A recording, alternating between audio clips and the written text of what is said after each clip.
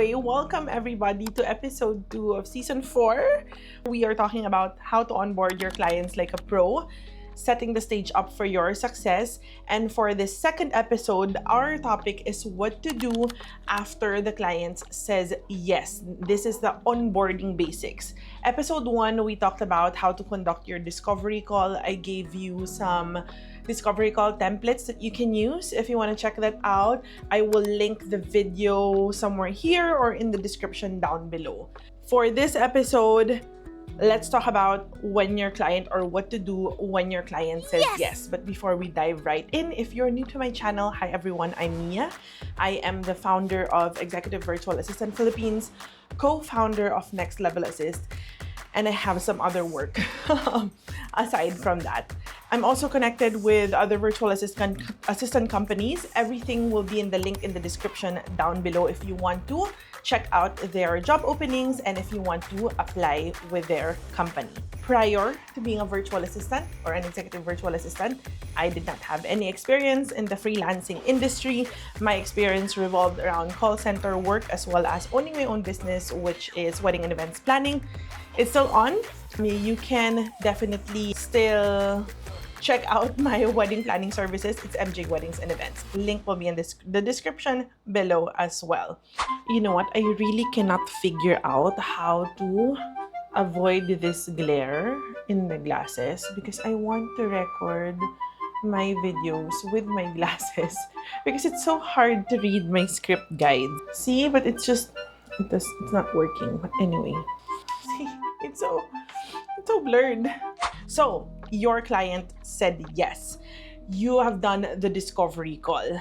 Now you have a great connection with your client and they already want to move forward. They want to say, yes, let's work together. What to do now? Stay up until the end of this video because we're going to have like a small introduction on what to do next after you have successfully onboarded your client to your virtual assistant, freelancing, or remote work services. But we'll start off with me walking you through what to do after your client says yes and they want to start working with you. This part of the client journey process is not something that a lot of freelancers, virtual assistants, or remote workers really talk about. They usually start with how to look for clients and then jump right into what you should do while working for your client. But this part is really very important because this is you setting the stage up for success for both you and your client. This is where you actually show your client, okay, these are my expertise, this is how I'm gonna help you, this is me being the most professional persona that I have. So this onboarding call is actually very, very important. So first thing that you have to do is you have to make sure that you lock it in. How do you lock it in? You provide a contract, you provide an invoice, and a welcome kit.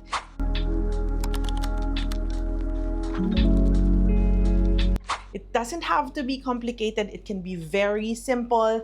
It can be a client dashboard via Notion or a Google document or a Google Drive folder to welcome your client as your welcome kit.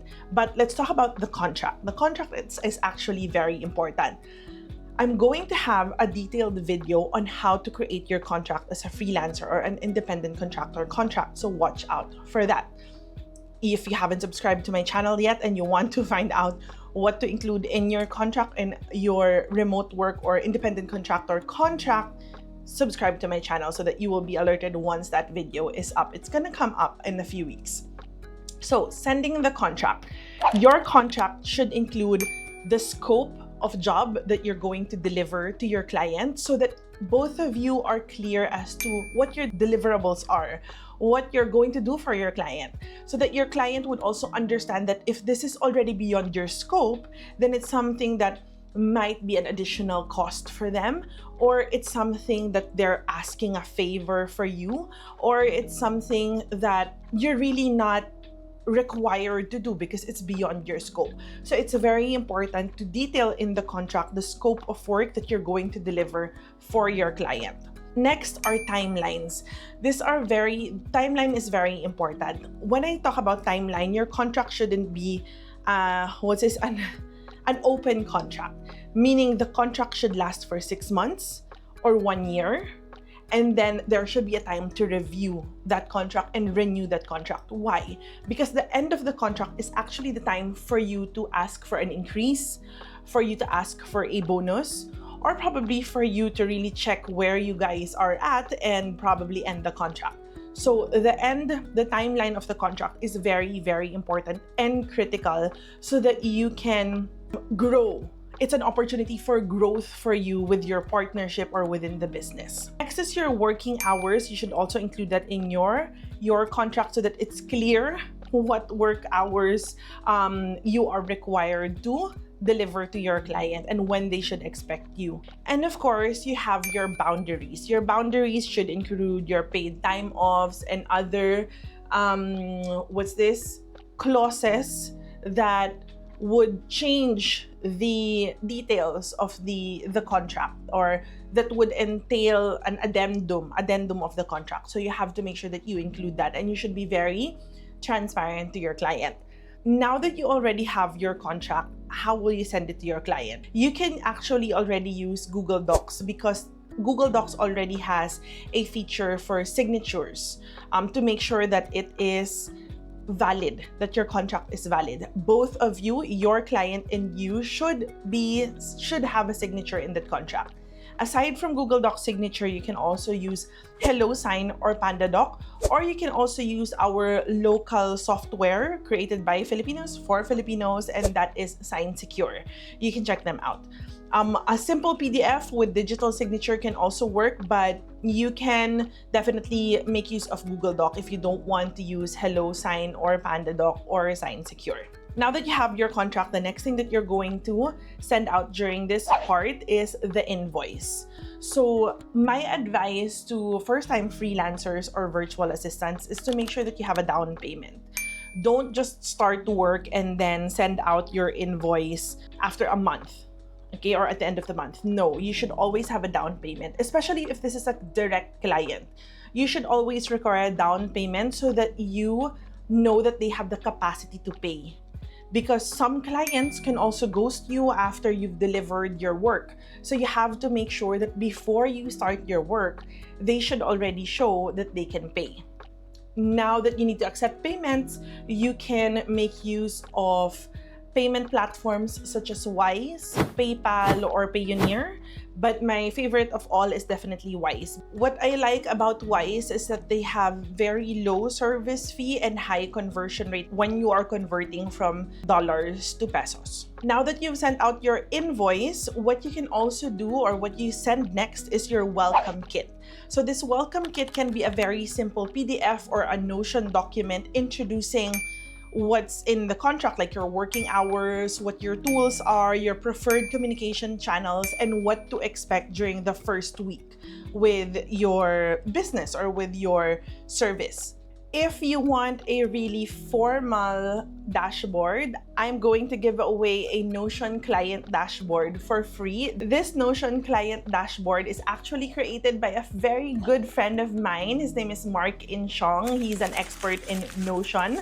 So if you want to reach out to him, you want to get his services, hire him to create a Notion dashboard for you, you can check him out.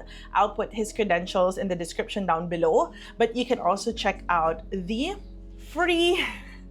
Sorry, my dog is humping my leg. Hey, stop it.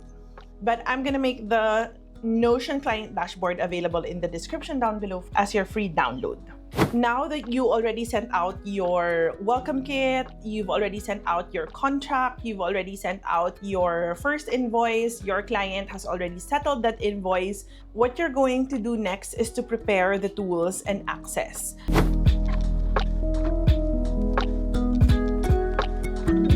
Now, during the discovery call, you should already have the list of softwares or tools that your client are going to use and that you will also use.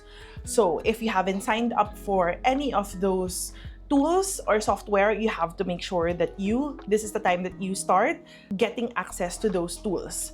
Now, what you're also going to do is you're going to prepare your LastPass account. This is the password sharing tool or a password sharing tool. You're going to set up this so that once you do your kickoff call with your client, which is going to be your next step, and will be discussed in the next video or in the next episode 3. So you better subscribe to my channel if you want to find out how to conduct a kickoff call with your client. LastPass is a tool that you're going to use all the time. Why is LastPass very important? Because this is for security and for confidentiality. This is you showing your client that you are going to take care of their tools, of their softwares, of their access. If they're going to provide you with confidential information like their bank account or their credit card information, everything will be shared via LastPass. It's encrypted, secured, and of course, will remain confidential between you and your client. What's nice about LastPass as well is that they can remove your access easily once they offboard you. So it provides them with security. Having LastPass will give them the confidence that they can share these logins or information to you safely and securely. Here is the list of the common tools that you should prepare, because these are the common tools that you would also ask your client to provide you access on. So that's email platforms like Gmail or Outlook, calendar, whether it be Google Calendar, Apple Calendar, or Outlook Calendar, project management tools like Asana, ClickUp, Trello, Monday.com, Notion. You also have file storage like Google Drive or Dropbox, communication tools like Slack, WhatsApp, Google Chat, Telegram, Viber, and so on. So these are the list. These are the sample tools that you need to prepare and you need to familiarize yourself with, okay? And that's the part where you prepare it for during the onboarding process, onboarding stage of your client journey or your client acquisition.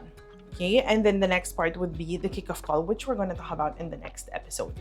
During this onboarding part, you also have to make sure that you set expectations early between you and your client.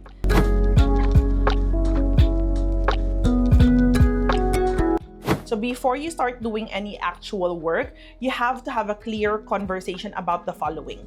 First is the timeline.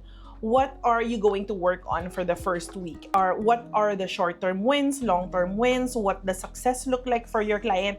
I'm sure you've already asked that during the discovery call. But during the onboarding call, you have to make sure that you set yourself up for success and you set the expectations of your client clearly as well. So talk about the timeline of your deliverables, whether it be project-based or if you're coming in as a independent contractor for 6 months or 1 year. Next is communication. How often will you check in? You have to set the expectation. It's advisable that for the first 1 month with your client, you need to have at least a weekly check-in. Sometimes I also advise my executive virtual assistants that I train to have a daily check-in for the first 2 weeks or 4 weeks with the client, because this is the critical part where you get to know your client, you get to know their preferences, especially for executive virtual assistants, because you have a very close relationship with your client. You need to have that close relationship with your client so that you can be their second brain, you can be their extension. So you have to make sure that you get to know them really well. So you have to tell them that, okay, this is how often we're going to check in with each other. This is how often we're going to have quick calls, long calls, so on and so forth. And also already set where the communication will happen. Is it going to be a quick call via WhatsApp? Is it going to be a long call via Zoom or Google Meet? Or is it just going to be via email or Slack? So you have to make sure that you make it clear before you kick off with your client. Next is talk about your deliverables. Always make sure that you be specific with your deliverables. In your contract, you have your scope of work where you can get your deliverables. So make sure that at the beginning or during this onboarding, you already have a list of initial deliverables that you will prioritize for the first 30 days, 60, 90 days, so that you have a plan, so that your client can easily see progress and success as early as 1 week, 2 weeks, 3 weeks, or 4 weeks. You can actually include these expectations in writing, either in your welcome kit or in an onboarding document, or via email. But what I suggest is you can do this during the kick-off call, or you can prepare this list and present it to your client during the kick-off call. But you can also include it in your welcome kit. Next thing that you're going to prepare during this onboarding process or onboarding stage is your checklist or your onboarding document.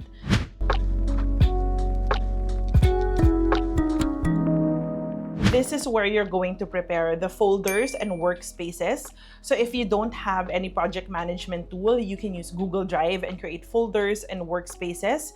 If you have ClickUp, Notion, or Monday.com, or Asana, or Trello, this is when you prepare the workspaces or the folders or the drives that you're going to use together during your working relationship. Next is if they already provided you with processes, if they already onboarded you with some of their processes, you can review these processes and see what you can improve on. If they don't have any processes yet, especially with your deliverables, you can start creating SOPs that you can also include in your welcome kit. You can do all of these things, like I mentioned, in a Notion, a Google Doc, or a project management tool like ClickUp, Notion, or Asana. It really depends where you guys are going to work together. Now, you're going to send this list to your client saying, here's what to expect from me during our first week or during the first 2 weeks of our working relationship. You can include this also in your welcome kit.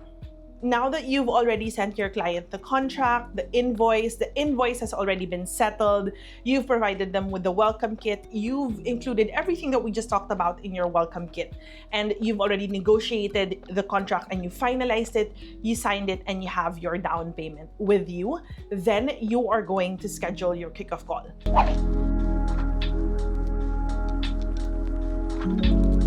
Take note, never schedule a kickoff call if a payment hasn't been made yet. So it's very critical, and it's advisable that you always ask for a down payment. Now, what are you going to cover in the kickoff call? We will actually talk about the kickoff call in the next episode, or episode 3 of season 4. But let's have a quick introduction of what to include in your kickoff call. First, this is where you're going to talk about your tools, logins, and access. This is where you're going to enumerate everything or every tool that you're going to use. You're going to walk through with your client how they will give you access. And you have to make sure that once you end that kickoff call, you already have access to all of the necessary tools that your client needs so that you can work and deliver all of your deliverables for them. Next is this is when you're going to align weekly tasks and also connect with each other on your chosen communication platform. This is when you will also clarify all of your immediate priorities and tasks. You can have at least 3 or 5 tasks that you can start off and talk about during the kickoff call so that you can hit the ball running with your client. And you can also already show them what you are capable of, okay? And then this is where you will also ask any questions or any concerns that you need to talk about. This is when you do that during the kickoff call. So if you want to find out, or if you want to dive deep into how to conduct a kickoff call, make sure that you subscribe to my channel, because that's going to happen on our next episode, be uploaded by Thursday next week. A professional tip for you when doing any onboarding call, kickoff call, or any type of call with your client, make sure that you record everything. You can use tools such as Fathom or Fireflies. My favorite note-taking tool is Fireflies, definitely. So now you know that after the client says yes, that they will start working with you, then comes structure, clarity, and you showing your leadership skills and your executive presence as their remote worker, independent contractor, of course, as an executive virtual assistant. This onboarding part or onboarding stage in your client's journey or onboarding journey is your client's first experience working with you. So you have to make sure that it is smooth and that they will stay with you longer. That this part will already give them like the idea of, okay, what an amazing onboarding experience. I definitely want to be working with this person for a very long time. So you have to make sure that you set yourself up for success and prepare for this onboarding stage. Now that you know how to properly onboard your clients, start creating your Notion dashboard, or you can actually use the downloadable templates that I have prepared for you in the description or in the caption section down below. And don't forget, next week's episode is all about how to conduct your kickoff call with your client. So if you haven't subscribed to my channel yet, hit that subscribe button and learn more how to be a successful and premium remote worker, virtual assistant, executive virtual assistant, independent contractor, freelancer. Everything that you can do working from home, you will find it in this channel. Thank you so much, everyone, for watching. Again, this is Mia, and I'll see you next week.